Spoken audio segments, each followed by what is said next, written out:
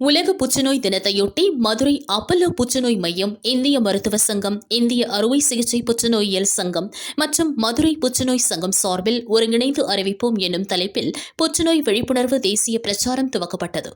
புற்றுநோய் வராமல் தடுக்கவும், புற்றுநோய்களுக்கான தரமான சிகிச்சை வழங்கி நோயிலிருந்து முழுமையான குணமடைய வகை செய்யும் வகையில் புற்றுநோயை அறிவிக்கப்பட்ட நோயாக பார்லிமென்டில் மசோதா நிறைவேற்ற வேண்டும் என அப்பல்லோ கேன்சர் சென்டர் டாக்டர்கள் மற்றும் இந்திய மருத்துவ சங்கத்தினர் வலியுறுத்தினர்.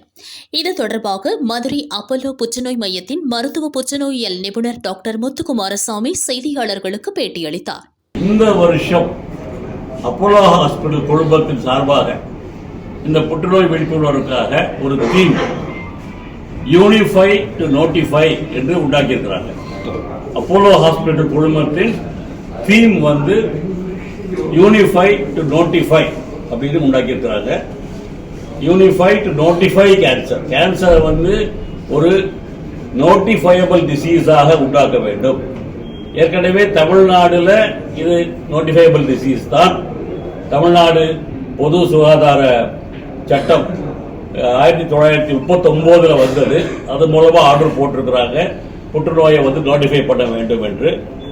இதே மாதிரி வேறு 15 மாநிலங்களிலும் இருக்கிறது.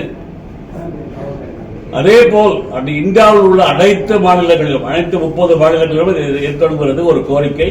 அப்பல்லோ ஹாஸ்பிட்டல் குழுமம் மூலமாக மத்திய அரசுக்கு முன்வைக்கிறோம்.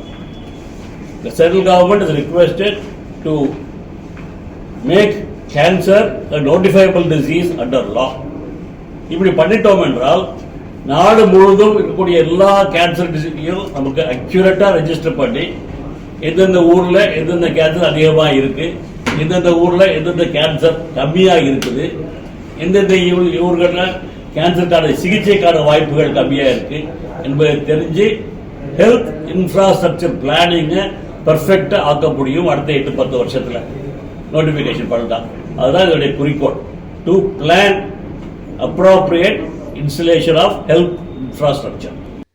பேட்டியின் போது கதிரியக்க புற்றுநோயியல் நிபுணர் டாக்டர் சதீஷ் ஸ்ரீனிவாசன், மருத்துவ புற்றுநோயியல் நிபுணர்கள் டாக்டர் தேவானந்த், தீனதயாளன், மருத்துவ சேவைகளின் இணை இயக்குநர் டாக்டர் பிரவீன் ராஜன், புற்றுநோய் பிரிவு மூத்த மேலாளர் பிரேம் டேனியல், அறுவை சிகிச்சை புற்றுநோயியல் நிபுணர்கள் சர்பராஜன், பாலு மகேந்திரா, மதுரை இந்திய மருத்துவ சங்கத்தின் துணைத் தலைவர் டாக்டர் ஜெபசிங், மார்க்கெட்டிங் பிரிவு பொது மேலாளர் மணிகண்டன் மற்றும் புற்றுநோயியல் ஒருங்கிணைப்பாளர் பிரேம் டேனியல் ஆகியோர் உடனிருந்தனர்.